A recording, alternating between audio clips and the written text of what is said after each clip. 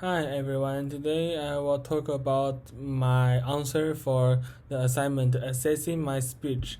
I will talk about the uh, five problem basic on assessing my English. So the first one is when are you most comfortable in speaking English? So for the question for myself, I think the time I'm most comfortable in speaking English is when I am talking about some idea or topics which I'm familiar with. For example, like the topic in basketball or Formula One race car, or even you can discuss for what is happening around the world. So when I talk about these familiar topics, I think it's a time I can speak English comfortably. The second one is, do you think speaking English is an important skill at university? Why or why not?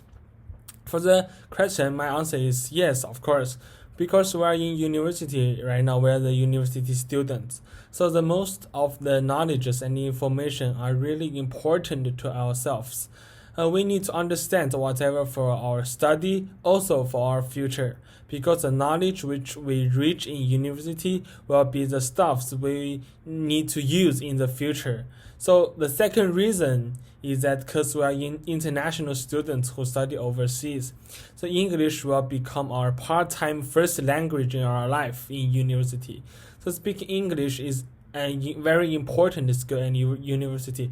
Also because if you don't understand it, English, you cannot understand the knowledge in the university. So will be very bad thing happen. So thirdly, the question is, what are your main difficulties when you are speaking English? So for myself, the main difficulties when I speak English is actually the tense.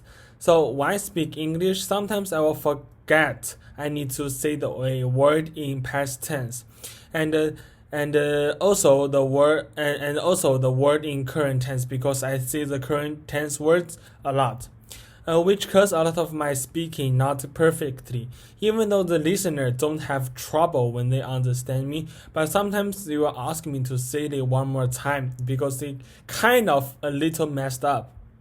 Also, in my opinion, my English speaking is sometimes fluent and sometimes a hesitation. When I speak the topic which I understand more, I will speak fluent, but when I speak the topic when I don't familiar with, it will be hesitation. So the first question, how do you think keeping a speech portfolio might help you?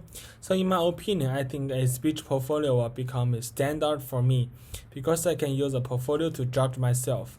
For example, like if I have some problems first time, I will gain the experiments after I heard the audio and try to fix the problems so I can be better next time. Also, in the second time, I can use my second time version to compare with first version to do some changes.